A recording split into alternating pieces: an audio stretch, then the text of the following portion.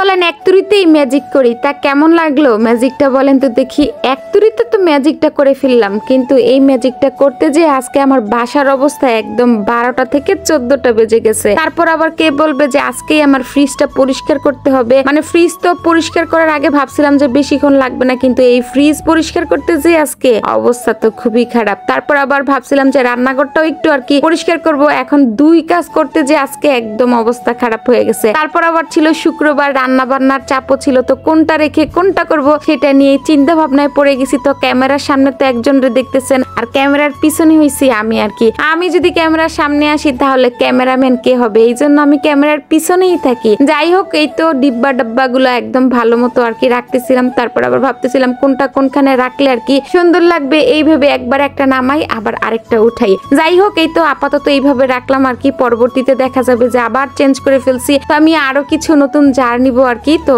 যাই হোক, সবকিছু আর কি মানে মোটামুটি একটু গুছানো হয়েছে, আবার পরবর্তীতে দেখা যাবে আবার চেঞ্জ করে ফেলছি। এরকমই হয় সবসময় আমার সাথে আর কি। আর এই যে এই দিক দিয়ে রোকসানা আর কি কেটে দিতেছিল কলিজা, তো কলিজা গুলো আজকে একদম ভুনা ভুনা করবো। ভাবতেছিলাম গরুর মাংস রান্না করব, কলিজা ভুনা করব, কিন্তু এই যে একদম শুক্রবার যেহেতু সবকিছু করতে যে দেরি হয়ে গেছে, তারপর আর গরুর মাংস রান্না করিনি। গরুর মাংস রেখে দিছি, একদম কলিজাটাই আর কি ভুনা করছি। আর খিচুড়ি রান্না করব, একদম শর্টকাটের মধ্যে কাজ সেরে ফেলবো যেহেতু একদম লেট হয়ে গেছে। আর কলিজাটা আমি একদম আজকে ভুনা ভুনা করব, আলুও দিব না। মানে মাঝে মধ্যে আমি আলু দেই কলিজাতে, বেশিরভাগই আলু দেই না। আলু দিলে কেমন জানি বেশি একটা ভালো লাগে না। বেশিরভাগ কলিজাটা একদম ভুনা ভুনা করে খেতেই কিন্তু বেশি ভালো লাগে। যাই হোক, এই তো কলিজার মধ্যে যা যা দেওয়ার দরকার আর কি তাতাই তো দিলাম। একটু হলুদ, মরিচ, আদা, রসুন আর কি গরম মশলা দিয়ে একদম ভালো করে নাড়াচাড়া করে মশলাটা একদম বেশি করে কষাই নিছি। আর এই যে এই দিক দিয়ে দেখেন আমার ফ্রিজের একদম বরফ টরফ পরিষ্কার করার পর ফ্রিজটা দেখতে কত সুন্দর লাগতেছে। আর আমার কাছে তো ফ্রিজ খালি থাকলেই সব থেকে বেশি ভালো লাগে। মানে ফ্রিজ যদি ভরা থাকে মনে হয় কি একদম মাথার উপরে সব জিনিস আর কি উঠে আছে। আমার সবসময় ফ্রিজ একদম খালি খালি থাকবে, তাইলে বেশি ভালো লাগে।